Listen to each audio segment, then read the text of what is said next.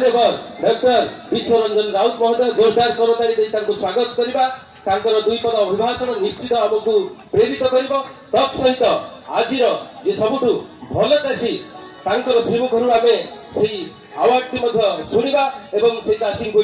मंत्री महोदय पुरस्कृत करेंगे मान्यवर मंत्री महोदय सर मत्स्य प्राणी संपद मेला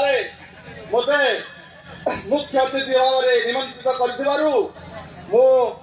ब्लॉक मत्स्य प्राणी संपद विभाग समस्त ऑफिसर मानक धन्यवाद देवा सहित एडे उपस्थित थिबा समस्त चाषी भौणी मानक मोर नमस्कार। ए ओडिशा भूमि ए उत्कल भूमि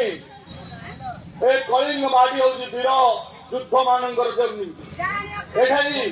सब वीर पुरुष मान जन्म ग्रहण करिसंती से वीर पुरुष मान किए होनांती आपण मानव मध्यम समस्त जन जन होउसंती वीर पुरुष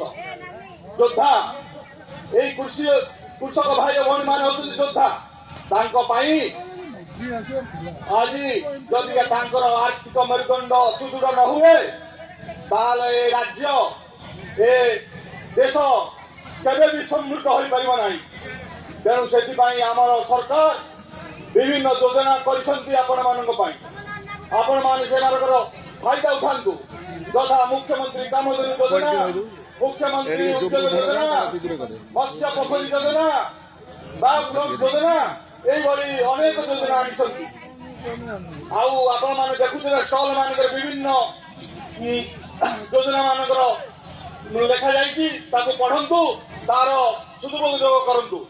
आ बेसी तो मु योजना विषय कहूनी आमर से सीडीओ सार डीएफओ मैडम सब कही जाइछंती वर्तमान आपण मान भल चाष करिसंती किंतु आपण मान भितरे एई आपण माटीर जड़े उद्योगी चाषी आमे ताकू एटे संबोधित करवा मु ताको नाम घोषणा करुची